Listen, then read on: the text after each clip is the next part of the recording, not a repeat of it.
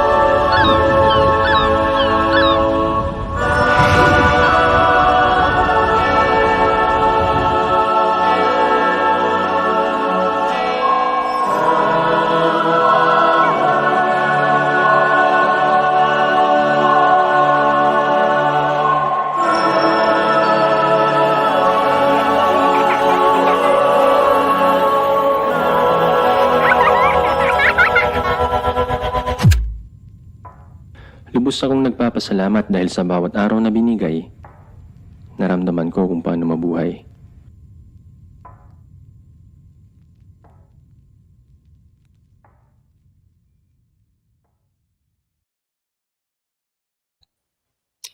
Wow, what a Yun. wonderful afternoon to all of you. Hi Jay, good afternoon. Yes, sir. Good afternoon right Doc. there Good afternoon. in At good Madrid, morning sa right? mga nandito sa Europe. Oh yeah, good morning pala. Mhm. Yung time difference pala natin is it's like 6 hours pa Jay, tama? 6 Oh, hours, yes, 7 Doc. hours, mga ganun ha? Ngayon, Doc, 6 hours na kasi nung mga last time na nagano tayo, 7 hours. Nagpalit kasi recently yung time dito sa Madrid. Nag-advance siya ng 1 hour. Daylight Mm. savings time. Mm. Just like in the Tapos US, yun. parang ganun Jay, no? Oo, Doc. Tapos yun. Oh, okay. Nag-advance kami ng 1 hour. Kaya 6 hours na lang yung gap natin. Wow, that's amazing.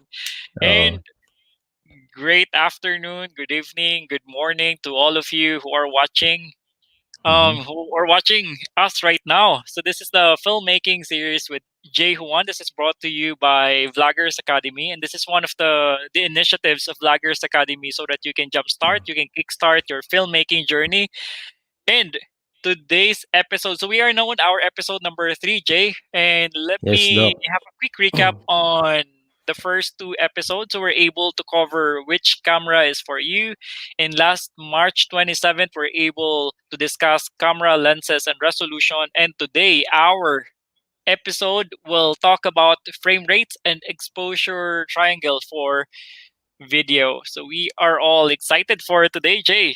And I believe we are Doc. all ready. And by the way, to everyone, we are live on our Facebook group and YouTube channel. So please share your questions and views, and we will try our best to answer your questions. And if you can be um, engage with us within the session, that would be amazing. But if you don't have time right now, then you can watch it later because it's recorded and it will be available forever as long as we're there, as long as it's there, our channel and in the Facebook group, then it will be available for you. And right now we are Exactly. ready, J2, to start our episode number 3, which is Yes, all Doc. about frame rates and Frame exposure rates triangle and for exposure video. triangle. Yes, Doc. Maganda yung topic natin ngayon. Napaka-interesting. Masaya tong topic na to kasi isa sa mga importante rin na topics na pag-usapan about sa camera at sa filmmaking. Napaka-importante to, napaka-fundamentals, no? Kailangan talaga natin tong matutunan. Kaya sa mga hindi pa alam tungkol sa mga frame rates, maganda to. Sana may matutunan kayo dito sa topic natin for today. So, yun. That's amazing, Jay. And let's have a very quick shout out before you start. Si Rovelyn Olnagan, thank you for tuning in right now. Shout out. Oh, Salamat amazing. sa pagpunta.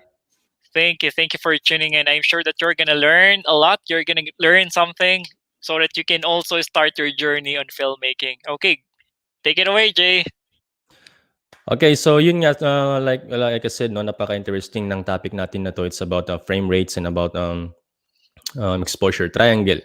Bakit yung dalawang to yung topic natin? Kasi itong dalawang topic na to parang connected siya sa isa't isa. Kasi yung frame rate ay importante yun kasi kailangan natin siyang malaman kung nang maayos kung ano yung frame rate na gagamitin natin para maset natin na maayos yung shutter speed natin, which is yung shutter speed ay isa sa mga exposure triangle na pag-uusapan natin. So anyway, today may ipapakita kaming video para sa inyo, okay? Para mas ma-explain natin ng mas maayos yung topic natin for today. Kung may mga questions kayo, pwede feel free na mag-comment lang kayo dyan sa comment section. Magtanong lang kayo ng any questions kung kaya namin sasagutin namin. Okay? So, yun. Huwag na natin patagalin pa. Panoorin natin tong video na to. Please, Doc.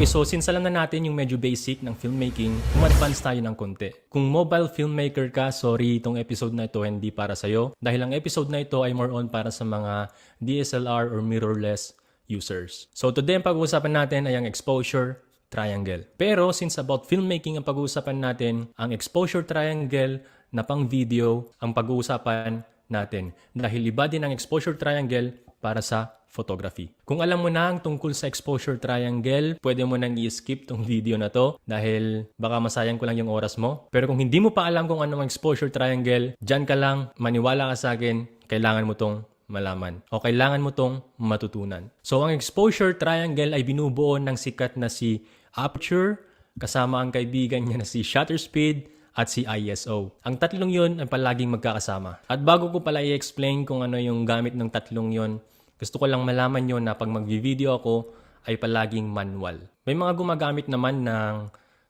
aperture priority or ISO priority or shutter speed priority.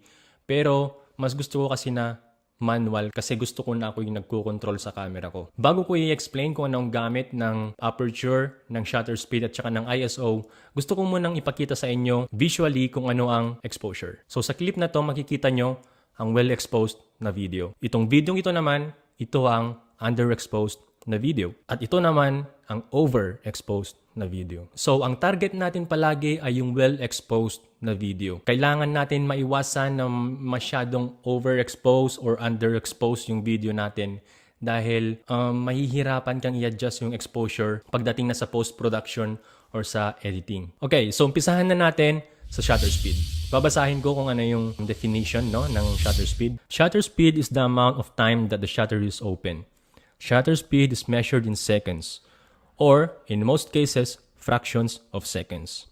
The bigger the denominator, the faster the speed. So ito ang lagi kong inuunang sinaset pag mag-video ako. At ito, makinig ka. Makinig ka dahil importante itong sasabihin ko, okay? Dapat ang shutter speed mo ay double ng frame rate mo. Meaning, pag mag-shoot ako ng 24 frames per seconds, ita-times 2 ko yon. So 24 times 2 equals 48. Pero, since walang 1 over 48 dito sa shutter speed natin, ang pinakamalapit ay 1 over 58. So, dun natin isa-set, 1 over 58. Kung mag-shoot ka naman ng 60 frames per seconds, ang dapat na ilagay mo sa shutter speed mo ay, ganun ulit, 60 times 2 equals 120.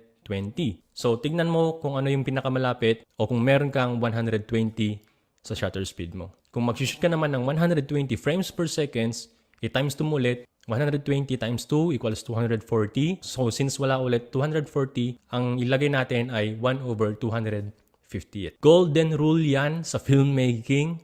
Okay? Minsan, nagkakamali rin ako sa shutter speed ko. Pero anyway, pag nagkakamali tayo, doon tayo natututo. Okay? Pero yun lang. Gusto kong malaman nyo na golden rule yon. Hindi yun dapat bababa. Dapat double siya or higher. At kung gusto mong mag-shoot ng slow motion, I suggest na iset mo yung frame rate mo ng 60 or 120 frames per seconds. Or kung may 240 frames per seconds yung camera mo, then why not? Basta kung isasummarize lahat, ang shutter speed mo ay dapat double ng frame rate or higher. Ulitin ko ulit, ang shutter speed ay dapat double ng frame rate or higher. So pangalawa na sineset up ko bago ako mag-video ay yung aperture. Babasahin ko ulit kung ano yung description ng aperture. Aperture is the opening of the lens. The larger the hole, the more light that gets in. The smaller the hole, the less light. Logic, no? Siguro familiar ka sa mga shots na may blurry background. Sa photography world or sa filmmaking world, ang tawag doon ay depth of field or bokeh. Ewan ko kung bokeh o bokeh o bokeh. Basta yun na yun. At makaka-achieve ka lang ng gantong shot kapag ang nakalagay sa lens mo ay parang ganito, like f1.4 or hanggang f2.8. Pwede mo rin ma-achieve yung blurry background pag f4 yung lowest na aperture mo. Pero, yun ay kung telephoto yung lens mo. So, pag close up or medium shot, yung gagawin ko, wide open ang aperture ko upang sa ganon ay magkaroon ako ng blurry background. At upang sa ganon ay ma-separate yung subject ko sa background para siya talaga yung mag-pop sa frame. Pag landscape naman ng i-shoot ko, medyo sarado naman yung aperture ko. Minsan nilalagay ko f4, between f4 or f8, upang sa ganun ay mag-focus siya sa lahat ng buong frame from center to corner. Pangatlo at panghuli na sineset ko bago ako mag-record ay ang ISO. So basahin ko ulit kung ano yung ISO. ISO measures the sensitivity of the image sensor. Isipin mo na lang yung ISO ay parang fake na ilaw. Ngunit, subalit, datapwat, pag nasobrahan mo yung ISO mo, doon magsisilabasan yung grain or yung noise, which is hindi siya satisfying sa mata, masakit siya sa mata. So, iwasan mo na sobrahan masyado yung ISO mo. Normally, ang ginagawa ko lang from the lowest ISO to max mga 4,000. 4,000 ata yung ginagamit ko.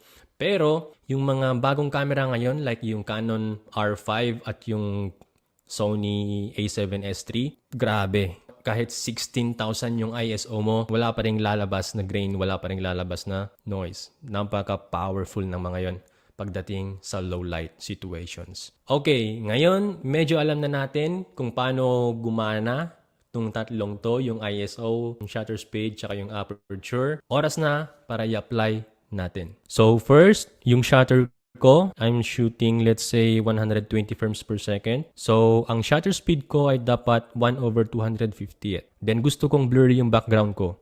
So, dapat mababang aperture lang. Try natin ng 1.8. Tapos, ayaw ko ng noisy na video. So, low ISO lang. Lagay natin sa 200. Kasi dito sa picture profile na ginagamit ko, 200 lang yung allowed ko. Yun na yung lowest. Kung masyadong overexposed pa rin, pero gusto pa rin natin yung blurry background at ayaw natin ng may noise or grain, wag natin gagalawin yung aperture, wag na rin natin gagawin yung ISO. So, ang gagawin natin, tataasan natin yung shutter speed. Pero, kung meron kang ND filter, mas maganda. Kasi, hindi mo na kailangan i-adjust yung shutter speed mo. Kung masyado namang underexposed ang sitwasyon, pero gusto mo pa rin ng blurry background at slow motion, alin ang i-adjust mo? Yes, sir. ISO. Kung tama yung sagot mo, comment mo sa baba. Proud ako sa'yo. Dahil tama ang iyong sagot. Yes. Doon tayo bumawi sa ISO. Ngayon, landscape naman. So, let's say na naka 120 frames per second ako. So, yung shutter speed ko, ganun pa rin, 250. Tapos, yung ISO ko, bababaan natin. So, gusto natin na mag-focus yung lahat from center to corners. Anong i-adjust natin? Yes! Tama, yung aperture. Kung tama ka na naman, i-comment mo ulit sa baba upang sa ganon, alam ko kung sino yung nakikinig dito, kung sino yung karapat-dapat na maging filmmaker. Joke lang. Lahat tayo dito pwede tayong maging filmmaker.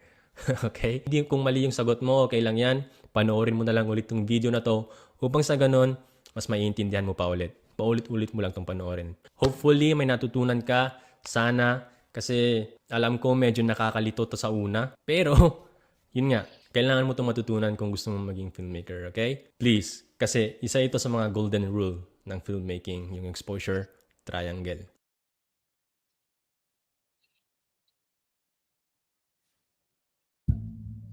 Wow, Yun. that's great.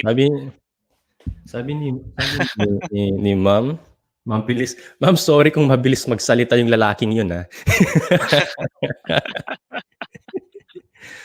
Pero kung may any questions ka, ma'am, pwede kang mag-comment. Baka pwede nating sagutin.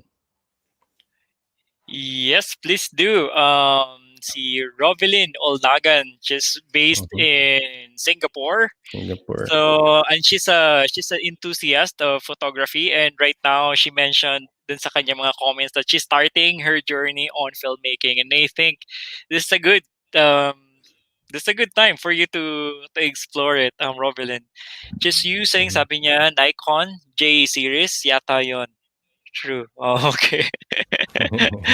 Yeah, so that's what it's using as a camera. So kanina, Jay, I mean, nakakatuwa, no? I mean, yung triangle, anong tawag nga doon, Jay, sa Exposure triangle, triangle. exposure triangle. So that's our episode, and there's a lot of learning from there. And I know, dun sa mga nagsisimula sa photography, yun talaga una nilang natututunan that eventually nakakalimutan din.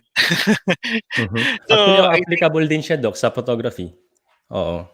Yes. So, yun eh. I mean, like say for instance, I mean, isa sa mga na-research ko before is, kasi gustong-gusto ko ma-achieve, diba, Jay? Like say for instance, diba, yung sa road, yung moving na object, like say for instance, 'di ba, the bus, 'di ba, pag gabi kasi 'di ba, pag nakikita mo yung mga lines, yung ganyan, parang ganda tingnan, no, yung ganyan. And so, paano Yung may long ginagawa exposure. yun? So paano ginagawa yun, Jay? I mean, for the benefit of everyone for everyone who wants to know. So paano nga yung gano? Paano yung ginagawa yung ganon na Yung mga capture mo yung speed na yung mga lines, 'di ba? Parang ganda niya eh, lalo pag gabi. Oo. Actually, yung mga ganun ang tawag dun, Doc, yung long exposure. O yung iba tinatawag nila parang light trail. So yun, ang dapat doon pag mag-shoot ka ng mga ganun, kakailangan mo ng tripod. Kakailangan mo ng tripod doon. Kasi yung settings mo sa camera doon, ibababa mo siya sa mababang shutter speed siya. Like 5 seconds, mga ganun. Or depende sa'yo kung ano yung lighting mo doon. Basta mababa siya, hindi siya yung 1/58 or 1/125. No. Dapat mababa talagang shutter speed yon. Para kasi pag the more na mas mababa yung shutter speed mo, kumbaga the more na mas mabagal siya mag-close yung shutter mo. So, let's say 5 seconds yung shutter speed mo. So, pag clinic mo yung camera mo, 5 seconds siyang nakaganyan. So, yung 5 seconds na nakaganyan, na kinakapture niya yung lahat ng movements. So yung habang dumadaan yung bus, let's say dumadaan siyang ganun, yung shutter speed mo gumaganyan siya. So nakaka-capture niyang ganun. Tapos pag nag-click ng ganun yung shutter speed mo, after 5 seconds, dun mo na makikita yung resulta, makikita mo na yung light. And that's for photography naman, Jay, no? Oo, Doc, sa photography yun. So mababang shutter speed siya, tsaka para mas balance, taasan mo ng konti yung aperture mo para mas focus siya sa lahat. And may nakita nga ako, ginat down ko talaga. Nag-take note ako in one of the posts sa Instagram, one of the accounts. And then yung ginawa niya is yung aperture niya is nasa 1 anong tawag din, Jay? Millimeter? 1. Tapos yung shutter speed niya is nasa f5, ISO niya is nasa 250 night. So yun yung yung na-capture. Because gusto ko siya i-explore. Sabi ko, okay, that's good. It's interesting. Pero pagdating naman, Jay, sa filmmaking, no, dun sa mga nagsisimula pa lang sa filmmaking, and then kung gusto nilang a bit of ma-onboard or ma-orient dito sa tatlo, dun sa exposure triangle, ano yung pinaka nire-recommend mo na una nilang i-try or tingnan, or maybe tingnan nila kung para mas ma-master nila yung tatlo na yun? Yung tatlo na yun, ang golden rule dito talaga, yung talagang unang-una dapat natin malaman no, na-set natin pa bago tayo mag-record, kailangan natin malaman yung una kung anong frame rate ang gagamitin natin. So for example, which is yung pag-uusapan natin next na topic for today. So for example, kung 24 frames per second ka, i-times 2 mo, tapos yun yung gagamitin mong shutter speed. Yung shutter speed talaga yung unang-unang isi-set natin. Okay? So for example, 60 frames per second. So 120. So 60 times to 120. So kung walang 1 over 120 sa shutter speed mo, hanapin mo yung pinakamalapit. Which is in this case, yung sa video na pinakita natin, nasa 1 over 125. So yun yung closest. So dapat times 2 yung shutter speed mo sa frame rate mo. Ulitin ko, times 2 yung shutter speed mo times 2 sa frame rate mo. Or higher. Or higher. Yun yung minimum. Ibig sabihin, Jay, no? Yung times 2 of your frame rate. Okay. And then may comment dito si Roveline. She mentioned that ang hirap magtimpla pag manual. Yung gamit niya pala is Canon 700D. Anong gamit mo na, Jay, ngayon? Is it manual or? Dito sa camera ko ngayon, Doc, dito sa ginagamit ko na webcam, yung Sony A7R II, naka-manual din. I mean, kasi for me, parang it takes a lot of discipline talaga, no, to really look at it. I think yun yung discipline na makukuha natin kapag gumagamit tayo ng mga manual na cameras. Ano naman yung recommendation mo, Jay, din sa mga nagsisimula na, okay, nung tinignan nila, so they bought, sabihin natin, yung camera because they're capable. May pataas yung purchasing power nila. Then, gusto nila mag-upgrade talaga, di ba, ng equipment nila. Then, okay, magsisimula na sila with filmmaking or sabihin natin vlogging using yung magandang camera, tapos it's manual. Tapos maya-maya ang manual naman ito, ang daming dapat gawin. Ganun. So, ano yung mindset ba dapat? Because sometimes it's not just about, diba, kung yung sa you have the capability, but it's also about the mindset. Ano dapat mindset na magsisimula na gumamit ng ganong magagarang camera? So, ang mindset mo lang dapat, no, pag may gusto mong matuto ng manual modes, doesn't matter kung mamahaling camera yan o mumurahing camera kasi may mga manual modes pa rin yan. Huwag kang matakot na mag-experiment sa manual modes mo. Kung sa photography, huwag kang matakot na mag-experiment. Okay? Tignan mo lang yung ISO mo, tignan mo lang yung shutter speed mo, tignan mo lang yung ang tawag doon, yung aperture mo. So, it depends kasi kung ano yung i-shoot mo. Depende yan palagi. Kaya mahihirapan, sa una, mahihirapan ka talaga mag-experiment sa exposure triangle mo. Pero kung alam mo kung ano yung i-shoot mo, let's say for example, gabi, lalabas ka ng gabi, mag-shoot ka ng gabi. So, dapat ang aperture mo dapat mababa. Let's say 1.4, 1.8, 1.2, mga ganon. Para mas wide open yung aperture mo para mas maraming lights ang papasok. And then kung gumagalaw yung shutters, yung subject mo, kung gumagalaw, dapat medyo mataas yung shutter speed mo. Kasi kung mababa yung shutter speed mo, magiging blurry yun. Magiging blurry yung kalalabasan nun. So let's say mga 100 over, o siya, 125. Ang rule ng iba, kung ano yung focal length mo, yun din yung shutter speed mo. Let's say for example, nasa 85 millimeters ka.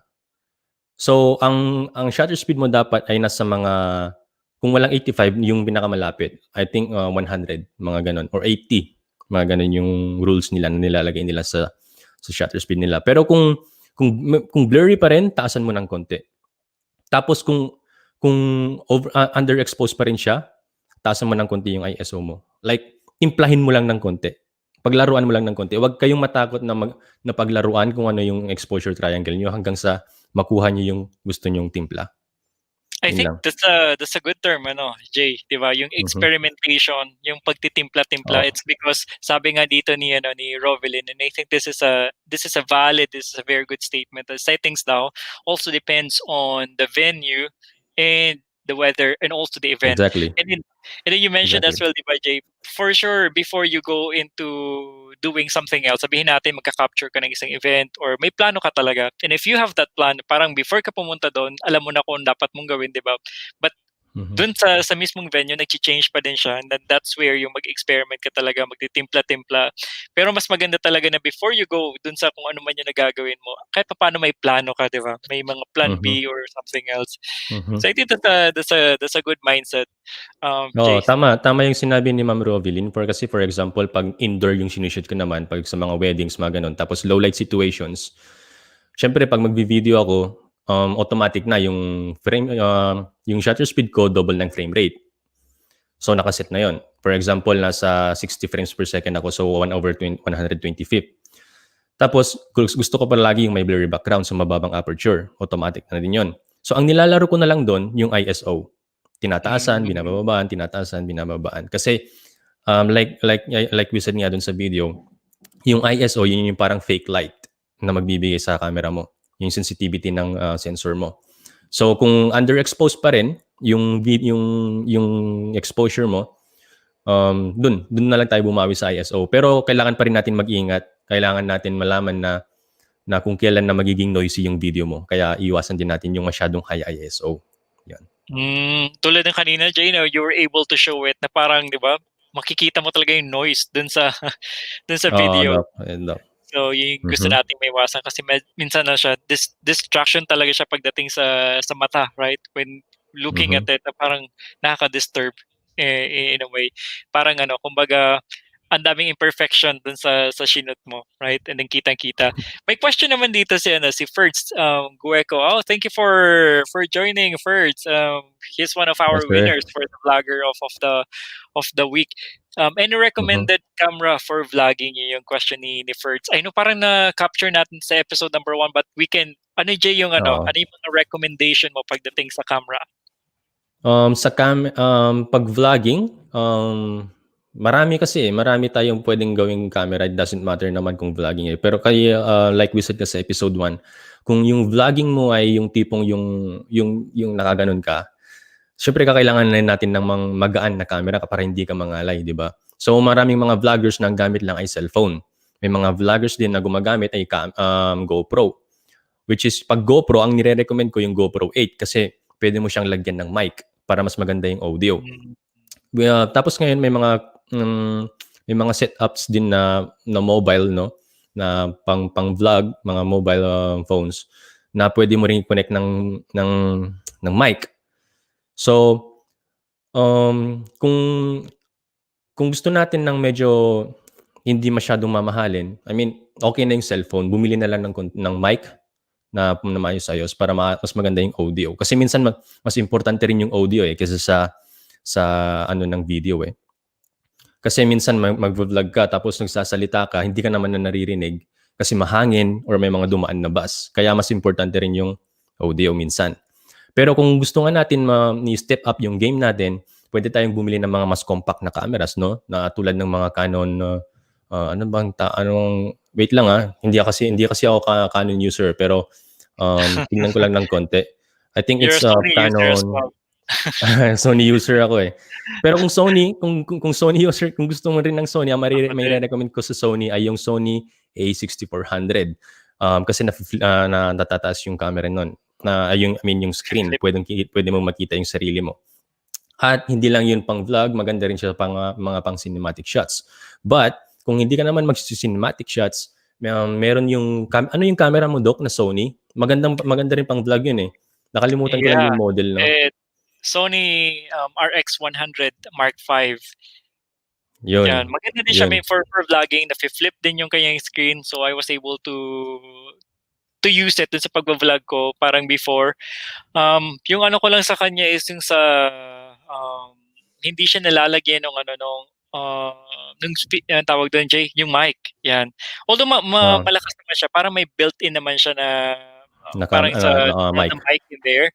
Yun. Tapos yung after ginagamit ko na lang talaga siya most of the time sa photography.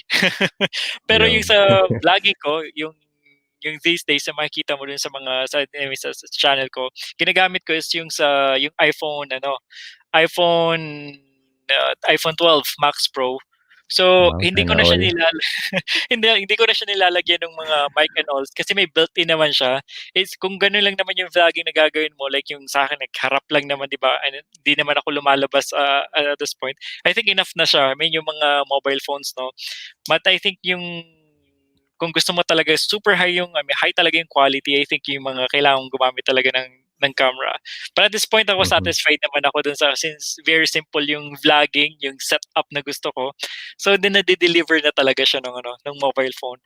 But I think Jay, pag lumabas talaga tayo dito especially if you are into travel vlog, I think you have to step up talaga yung game para mas ma-appreciate ng mga viewers, mas ma-satisfy yung mga eyes natin sa panonood. Exactly. At saka meron din palang may re-recommend din akong isang camera na pang vlog din, which is yung gamit ni Sir Godfrey. Wow. Yung Canon M50 ata yun, Canon M50. Affordable siya, tsaka hindi siya ganun kabigat. Kasi nahawakan ko siya nung last time. Magaan pala tong kamerang to, ayos pala to, kaya pala to yung ginagamit niya pang vlog. I think yun yung magandang tingnan din as well, Chino, yung not just kung maganda yung camera, mahal yung camera, or high quality siya. At the same time, may other angles or factors sa titingnan ka talaga. Say for instance, yun, portability perspective, magaan siya. Kasi ang iisipin mo would be yung continuity eh. Yung tipong mas mamotivate ka na. Sometimes kasi bigat naman ito. Next time na naman. Di ba? Nagiging nagiging burden. Di ba? Nagiging challenge siya on your end. Which is, kailangan titingnan mo din yung mga angles na yun in terms of ease of using it. Yeah. That's great, no? Nasaan si Godfrey? Last time, he attended our session. Kaya nga eh. Siguro may pasok yun. Siguro may work yun. Sabi ni Rovelyn, in here, exploring lang talaga to make it perfect. That's correct. Kailangan talaga i-explore and experimentation. I think it's a very good siguro na the values that we need to have. We keep on experimenting, not just siguro sa camera, but anything that revolves around yung sa filmmaking or sa photography, kailangan talaga i-explore for you to learn more. And there's a lot of things na hindi mo talaga matututunan sa mga learning sessions na tulad nito. And even if because I was able to to attend or to join, to enroll myself to different master classes sa photography, pero iba talaga kapag ina-apply mo. Kasi iba-iba din yung situation, iba-iba din yung yung purpose or objective bakit ka nag-shoot, and then iba-iba din naman yung handset na gamit mo or yung camera na gamit mo. May question pa dito sabi ni Rovelyn, is this your second live session? Oh, that's so sweet. Is this your second live session? Alis na kasi. Okay. This is our third live session, Rovelyn, and you can check yung first 2 sessions natin in our YouTube channel. So it's available. So check mo lang siya. May ginawa na kaming playlist for this specific series. This is our third one. And 6 in total yung sessions natin. And then, we have in there from Ferds, planning to buy DSLR po kasi para mag-elevate yung video quality. So, it depends talaga, Jay, no? Halimbawa kung, Ferds, anong niche mo? Because kung niche mo is tulad sa akin, di ba? Nakaharap lang ako sa camera, sharing yung mga mindset and motivation ng mga videos. anong mga minimum or yung sinabi mo kanina, Jay, 'no, like yung Canon, yung affordable Mhm. siya and then it delivers talaga yung quality na hinahanap mo. I believe yun Oo, yun 'no, tama. kasi madami ngayon Mhm. mga mahal talaga. Oo. Kasi actually yun nga, yung yun lang tulad nga ng sinabi mo Doc 'no, kaya depende kasi sa niche natin 'no, kung ano yung target natin, kung ano yung gagawin natin. Kaya, for example ako, dalawa yung camera ko kasi iba yung gamit nung isa, iba rin yung gamit nung isa. Kumbaga may Mm. backup ako. So, iba kaya kailangan talaga natin malaman kung ano yung camera na kung anong camera ang para sa'tin. Kung hindi mo alam kung anong camera ang para sa'yo, ini-invite kita na panoorin mo yung episode 1 na ginawa namin ni Doc, na kasama rin si Sir Neil. Oh, Okay? that's very good. Tapos, You can check that um out first. Sabi oo. dito ni Rovelyn, Sony A5000 maganda na din po, ayan. Oo, maganda na rin actually, maganda na rin siya. May mga kakilala rin ako na may friend ako dito na ganyan din yung camera niya, ginagamit niya rin pang-shoot sa mga events. Okay rin, maganda rin siya sa photography tsaka sa pang-video. And sometimes 'di ba, Jay, parang part of the experimentation or exploring kung ano yung maganda 'di ba na kalalabasan would be, may nakikita kasi ako yun and gusto ko din yung explore yung tipong alam mo yun, kahit as simple as ng ganito 'di ba yung type of your vlog. Tapos kung meron kang camera dito sa unahan, tapos meron ka ding camera somewhere dito sa gilid 'di ba para na 'pag inedit mo siya medyo may pag-ganon-ganon yung pag-ganon. Oo, Yung parang camera A, parang camera B. yung gano'n 'di ba parang professional yung dating. And siyempre at the Oo, end of Doc. the day hindi ka naman I mean hindi hindi most of the time people do not buy yung dalawa agad 'di ba, parehong camera, parehong mamahalin na camera. Oo. So maybe yung beam Oo. mo puwede bang gano'n like this one is gagamit ako ng camera na okey talagang, sabihin natin A5000 tapos dito sa camera ng isa is mobile phone naman siya, tapos Mhm. iko-combine ko.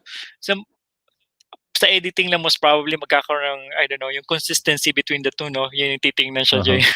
Uh-huh. Oo, Para actually 'pag ginagawa ko yung gano'n, may camera A, camera B ako.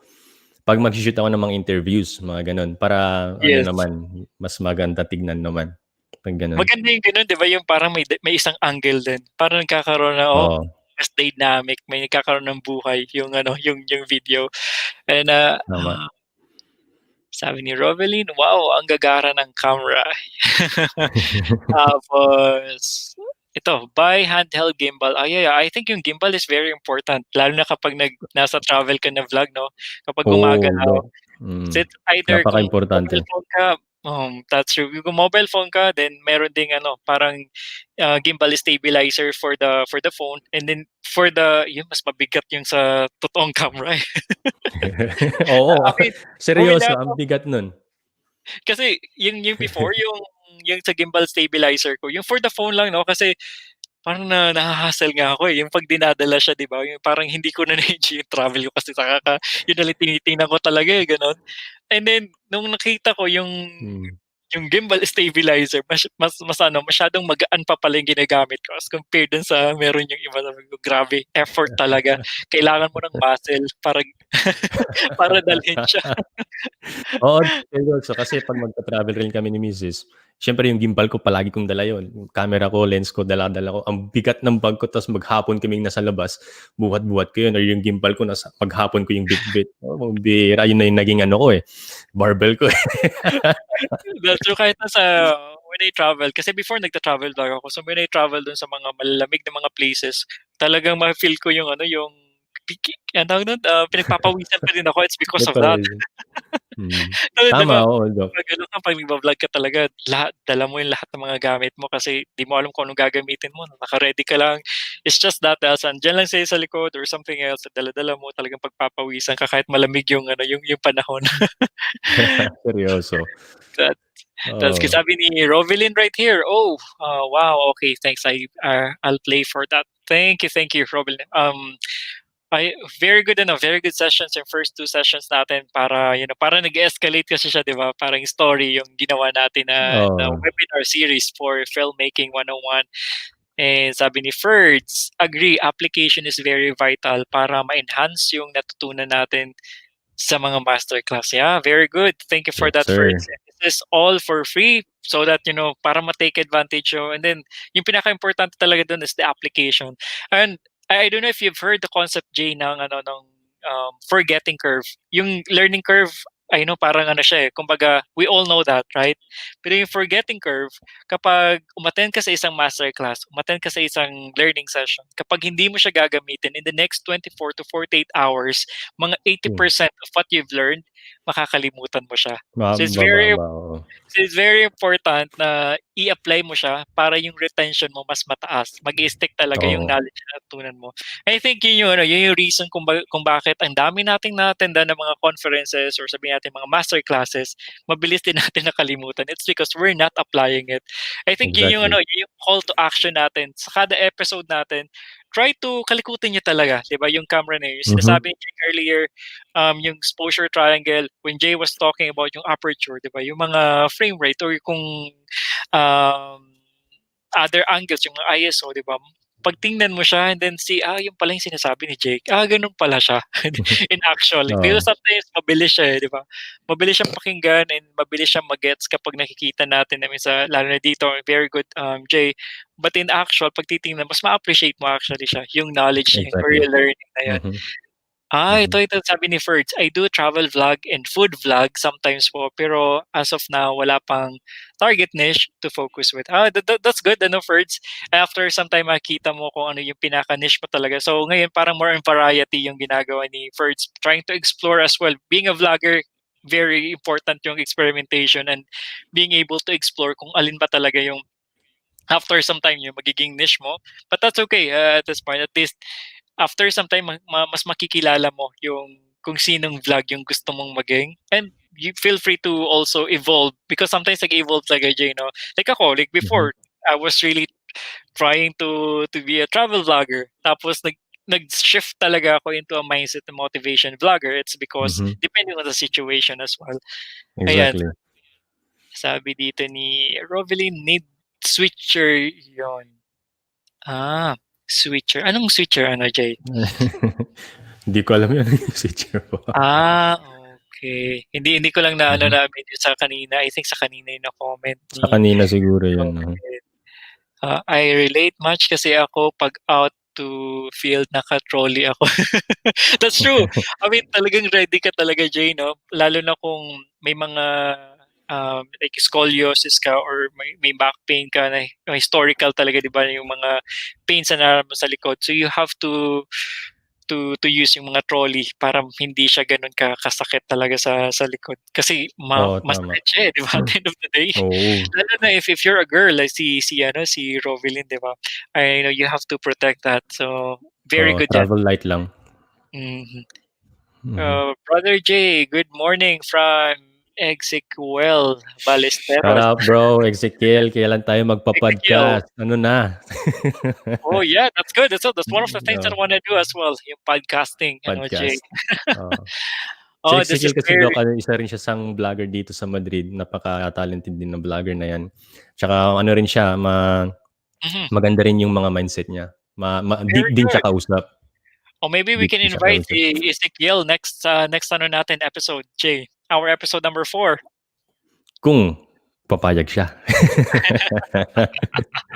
Shoutout sa'yo bro ah. Salamat sa pagpunta dito.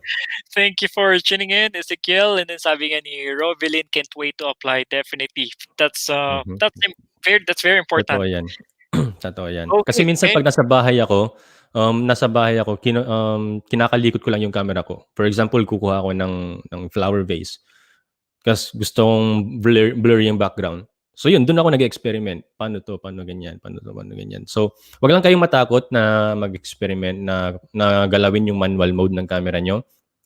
Ang lagi ko lang din iniisip na kaya dapat makilala natin ng maayos yung camera natin. Isipin natin na yung camera natin ay parang part ng katawan natin na alam natin kung ano yung mga bawat functions niya.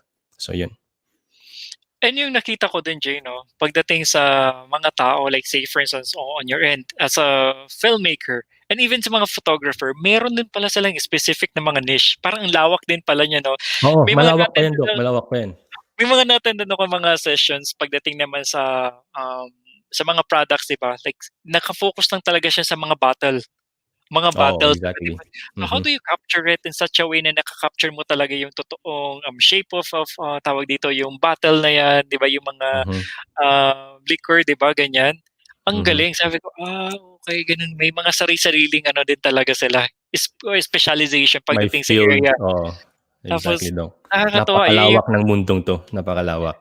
so and then it's Kaya really ang more saya. about ano overall na parang i-summarize ko yung mga natutunan ko sa daming mga masterclass na attendan ko. It's really more about you have to experiment talaga.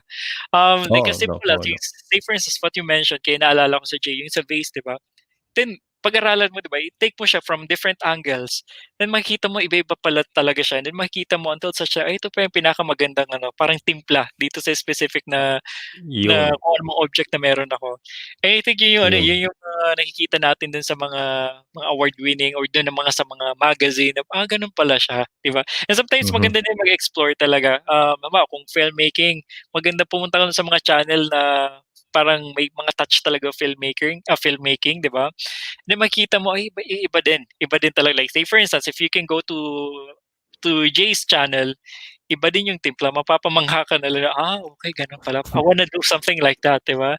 I think yun Mhm. nag-start yung pag-explore natin, pag-experiment by just exploring ourself or by immersing ourself dun sa mga medium na yun. And that's where you get more of that, 'di ba? Sabi ko nga kanina, Jay, na kung ano yung sinasabi mo sa brain mo, talagang yun yung, hahanapan ka niya ng more evidences para mapapunta ka dun. Like say for instance, if you really love yung filmmaking or you wanna jumpstart your journey, then immerse yourself, i-surround mo yung self mo with, all of the media available na related dun sa filmmaking. And eventually, you can be one of the masters ng filmmaking. Like si Jay, kumbaga, you, ano, kumbaga, anong tawag dun, ano, Jay? Yung parang, you then parang go through, sabihin natin, like a university, like filmmaking talaga yung ginawa. It's more on ano talaga siya, 'di ba? Self-exploration. Self-taught o Self-taught, yan, yeah. self-exploration, oo.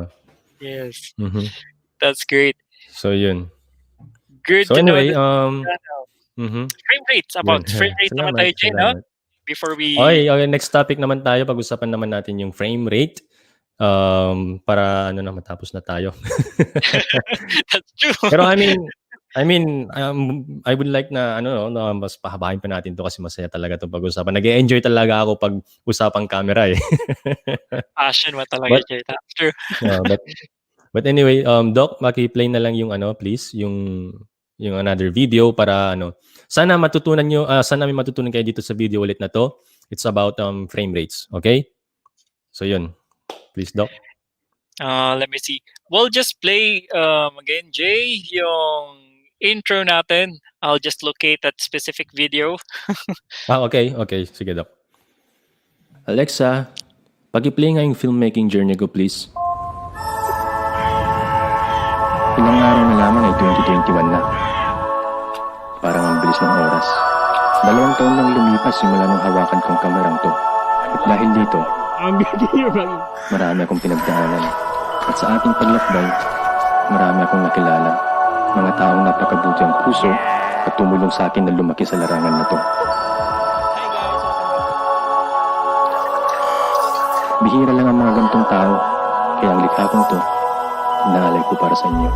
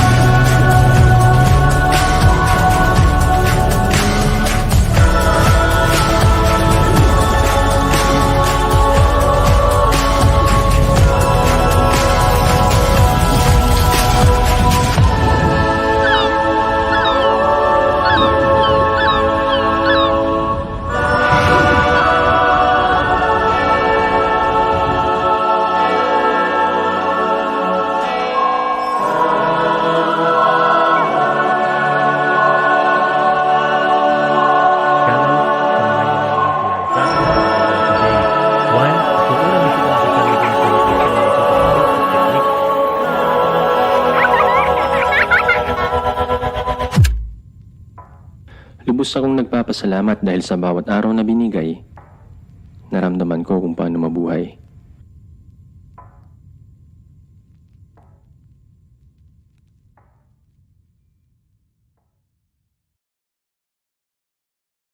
What's up guys? Welcome back to my channel.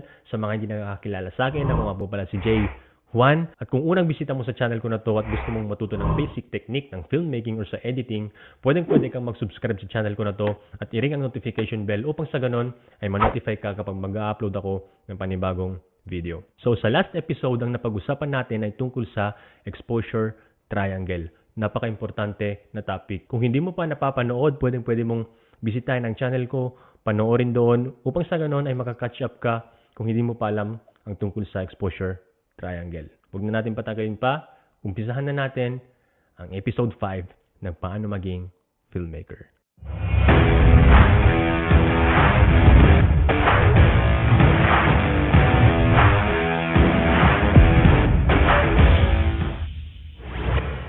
So today ang pag-uusapan natin ay frame rate. Kasi dun sa last episode, hindi ko na-explain na maayos kung ano ang frame rates. Kung ano yon at kung para saan yon. Kung may kunting kaalaman ka tungkol sa camera, siguro familiar ka tungkol sa term or sa words na frames per seconds or FPS. Kung hindi mo pa alam kung ano yon, okay lang dahil sa episode na ito, susubukan kong i-explain sa inyo sa pinakamasimpleng paraan upang madali lang maintindihan. Okay, so may maipapakita akong sa inyong clip na panigurado familiar na kayo sa video na ganito.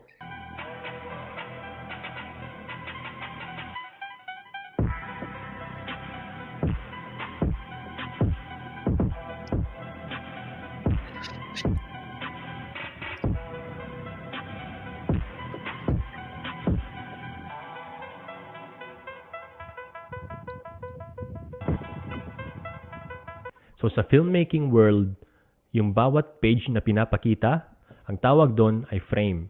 Basahin natin kung ano ang definition ng frame per seconds. So frames per second or FPS are the simple act of measuring how many video frames the camera captures per second of video. 24 frames per second means the camera captured 24 frames in a single second of video. The higher the frames, the smoother the video will be. Okay, alam ko sa una nakakalito. Pero pasok tayo sa camera natin. Ang gamit ko dito ay ang Sony a7R II. Pero lahat ng camera tulad ng mga DSLRs or mirrorless ay may ganito sa settings ninyo. So dito tayo sa record settings. Pag Canon user ka, alam ko ang magpapakita ay movie record size. Basta normally ang makikita nyo na numbers ay 24p, 30p, 60p at 120p. Depende sa kakayahan ng camera mo. Dahil hindi lahat ng camera ay pare-parehas. So sa mga numbers na yon, alin doon ang gagamitin natin at bakit? Okay, umpisa natin sa 24 frames per second. Ang 24 frames per second, ito ang normal na frame rate.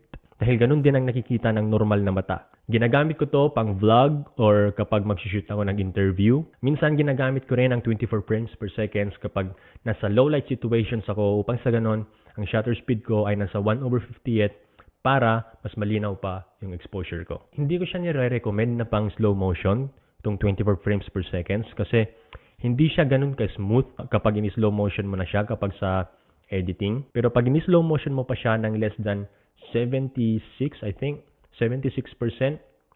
hindi na siya ganun ka-smooth. Ganito ang magpapakita kapag 24 frames per seconds na in-slow motion ng less than 76%. Diba parang hindi siya smooth, parang nag-i-skip siya, parang nag-i-stutter siya. Okay, so hindi siya pang slow motion, itong 24 frames per seconds. In short, yun nga, ang 24 frames per seconds na ginagamit ko lang pang vlog, pang interview, or pang low light situations. Pag 30 frames per seconds naman, walang masyadong gumagamit nito, not unless yung camera mo ay walang 24 frames per seconds. Dahil may mga camera na 30 frames per seconds lang ang kaya nitong pang-record. So, ang 30 frames per seconds, parang 24 din to, no? Kunti lang yung diferensya. Ginagamit din to pang vlog or pang interview or pang low light situations. Dun sa last episode, kung natatandaan mo na ang shutter speed mo ay dapat doble ng frame rate mo. So, in this case, kung 30 yung frame rate mo, dapat ang shutter speed mo 1/60th or higher. Pwede mo rin itong i-slow motion, pero yun nga, parang sa 24 frames per seconds rin, hindi ko rin siya nire-recommend dahil pwede mo lang siyang i-slow motion around 70% dahil kung bababaan mo pa, hindi na rin siya ganun ka-smooth. Okay? So in short rin, pang vlog, pang interview, at pang low light situations lang yung 30 frames per seconds. Pero kung may 24 frames per seconds yung camera mo, I suggest na yun na lang yung gamitin mo instead na yung 30, okay? Kasi mas natural tingnan yung 24 frames per seconds kaysa sa 30. Dito naman tayo sa 60 frames per seconds. So, kadalasan tong ginagamit pang slow motion, lalong-lalo pag yung camera mo ay walang 120 frames per seconds. Dahil pwede mong i-slow motion ito hanggang, I think, 40%. Hindi lahat ng camera may 120 frames per seconds. Ang karamihan lang hanggang 60 frames per seconds. Itong frame rate na ito naman, yung 60 frames per seconds naman, ginagamit ito more on parang pag mag-shoot ka ng dramatic na scene or cinematic na scene, something na i-slow motion mo. Kung naka 24 frames per seconds ka at mag-shoot ka ng ganon na something na may action, mag-switch ka sa 60 frames per seconds. Upang sa ganon, mas smooth siya kapag in-slow motion mo. Okay? Okay, so 120 frames per seconds naman tayo. Ang 120 frames per seconds, ito ang favorite ng halos lahat ng mga filmmakers. Sobrang smooth ng footages mo dito compared sa mga iba. Itong camera ko, for example, may 120 frames per second siya. So, tuwing mag-shoot ako ng cinematic or something na dramatic na scene, 120 frames talaga ako. Hindi ako nagsi-60 frames. Dahil, ba't ako magsi-60 frames kung may 120 frames per seconds naman ako, di ba? So, kung magsi-switch ka ng 120 frames per seconds, lagi mong tatandaan ng shutter speed mo ay dapat 1/258.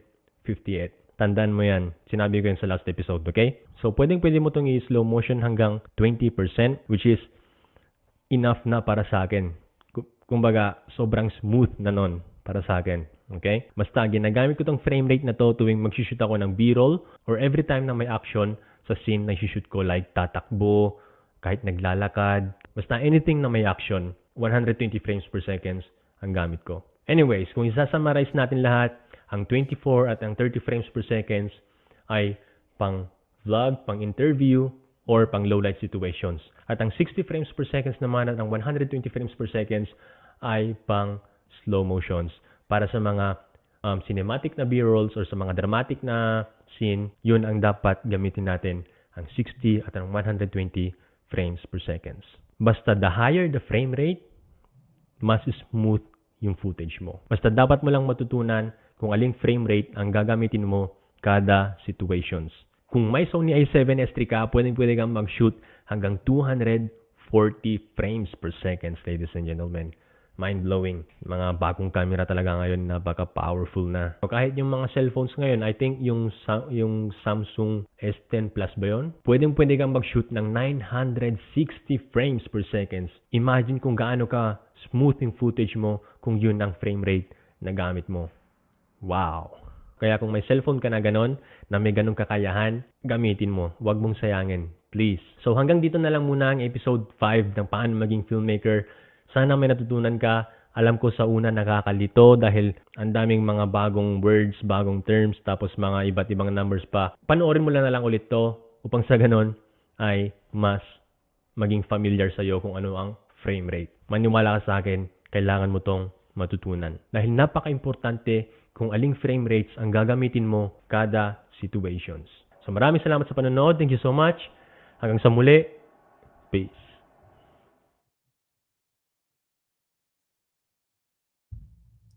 Yun.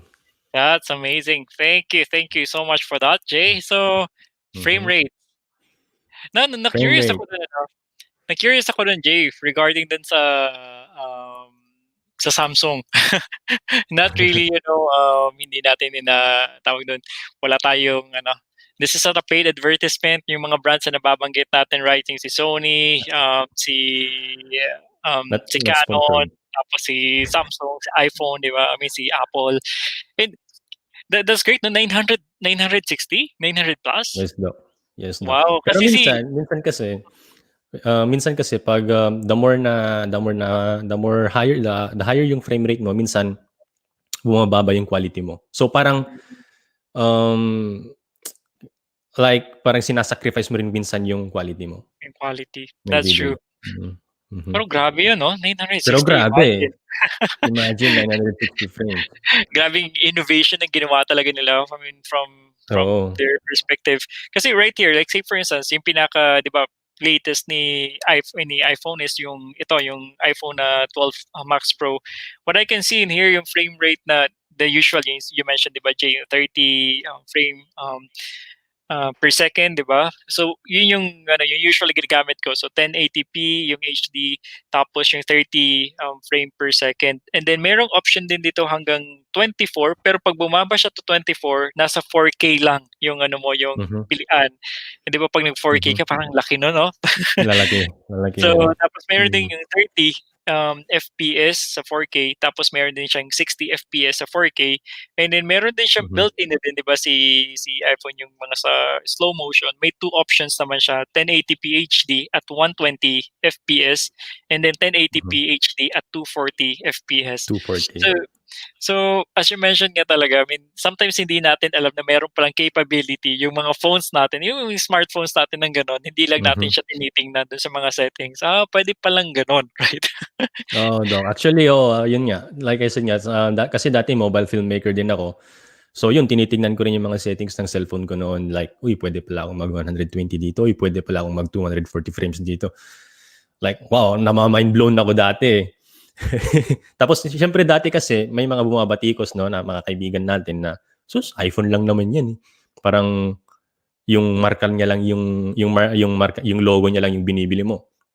Tas ako naman, "No, hindi, ito hindi lang 'to cellphone, eh, camera 'to na cellphone, hindi 'to cellphone na may camera lang." Sabi ko kasi That's true. napaka-ano talaga, napaka-powerful talaga ng mga cellphone ngayon. Yeah, actually karamihan sa mga vloggers natin 'di ba sa ngayon, Jay, I mean even dun sa pagka-capture ng mga video, talagang cellphone lang yung gamit. It's just about, exploring it. Like say for instance, yung mga cinematic na capability ng mga mobile phones yun, capable talaga siya, 'di ba? And Mhm, then and then maganda din siya 'no, before you sabihin natin upgrade your equipment or pieces of equipment, 'di ba, mas maganda pa din na na-explore mo na talaga yung sa mobile phone para mas ma-appreciate mo yung kumbaga better na version or upgraded na version ng mga equipment mo. Ay, from my exactly. perspective. Oo, oo, Doc. Tama, tama. Actually, oo, tama. Mhm. Mhm. Alright, let me see. May mga So questions yun. ba tayo right here Any from questions Frame Rate? frame rate? About frame rate, any questions? Na na Pero na hmm? nakakatuwa yung ano, na-appreciate ko yung sharing mo na yun na Jade na may specific talaga na example no, like say for instance, okey pagtataasan mo yung frame rate mo tapos nag-i-interview ka, ano magiging impact nun? Parang nagla-lag, Kasi 'di ba? oo, yung parang I mean, yun nga kung 24 frames per second kasi yung gamit mo tapos yung slow motion mo. Kasi may mga nakikita akong mga video na gano'n. Tapos yun parang ang gusto kong iparating minsan yun nga na wag kang gumamit ng 24 frames per second 'pag ini-slow motion mo. Dapat 60 at least, 60 frames per second. Kung may 120 or 240 yung camera mo, then why not? Kasi yung Hmm, iba parang kapag hindi talaga pinag-iisipan 'di ba yung kapag walang plan yung entire thing, dinadaan na lang sa editing. Since 'di ba sa editing merong part dun na puwede mo siyang i-slow-mo 'di ba na Jay? It's just yes, that mas Doc. maganda sana kung naka-set na siya at the onset. Kumbaga intentional na consciously yun talaga yung gusto mo maging, I mean, output kaysa sa yung output na mismo yung ginagalaw mo. Parang I think mas maganda Mhm, kung nasa input pa lang, naayos mo na mhm, siya. Although exactly. kaya naman siyang ayusin onti pagdating dun sa 'di ba, yung sa mga sa dulo, pero mas maganda na at the onset malinis na talaga siya. Oo, tama. Planning, napakaimportante talaga ng planning, Doc, kasi kung for example 'pag magshi-shoot ako pinaplan ko na 'yan. Like kung saan ako, kung nasaan man ako depende kasi kung ano yung kung saan ako magshi-shoot. Tapos plaplanuhin ko na kung ano yung settings ko, ganito, ganyan, paano yung setup ko, napakaimportante talaga ng planning.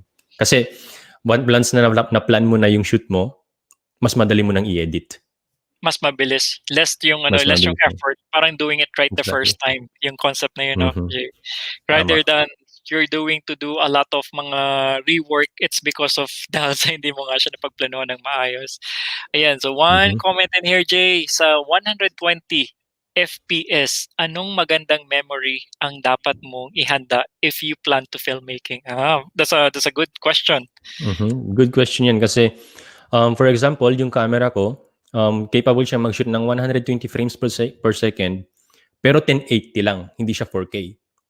But since mataas yung frame rate niya, mataas din yung memory na Requirement. ma-occupy niya.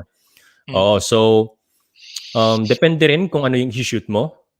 For example, kung mag-shoot ka for example ng wedding. So kailangan mo i-shoot yung since sa preparation hanggang sa matapos yung wedding, kakailangan mo ng malaking memory card, at least 120 gig. Tapos magdala ka pa ng extra just in case. Kasi kailangan mo i-capture lahat eh. Pero kung mag-shoot ka lang naman ng, for example, ng commercial, let's say, gagawa ka ng mga commercial video para sa mga products mo, may mga pabango or something na, or foods, or sa mga cinematic, gagawa ka ng cinematic video sa mga foods mo. So, hindi mo kailangan ng ganong kalaki na memory card. 64, 32, okay na yon.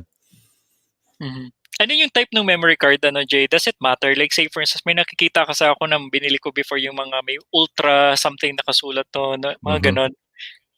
Do we need yung ganong Well, klaseng mga? importante rin yung doc, yung yung memory card, no? Kasi hindi ako wala akong masyadong knowledge about sa memory card, pero alam ko na dapat mabilis yung memory card mo. Wait lang, kukuha ko ng memory card. Sige. That's good, Jay. So for example, may SanDisk dito. Hindi sa akin to, sa kaibigan ko to, pinahiram niya sa akin. Ganyan din yan, So, yung SanDisk. Ewan ko kung makikita. Mahirap. Kundi ilapit talaga, no? Maliit lang. So, but anyway, may nakalagay dito 32 gig. Tapos dun sa taas niya 80 MB. Ang alam ko yun yung parang speed niya. Pag lalo na pag magtra-transfer ka from memory card to your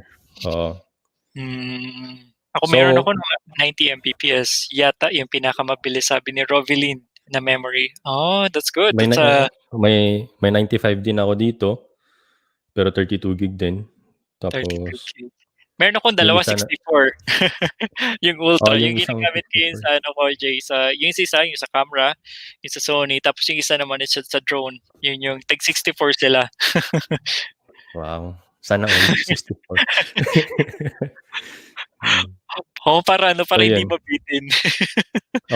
Actually maganda nga yun eh, kasi lalong-lalo na pag mag-shoot ka ng 4K, mga ganun, na mga bigger size, no?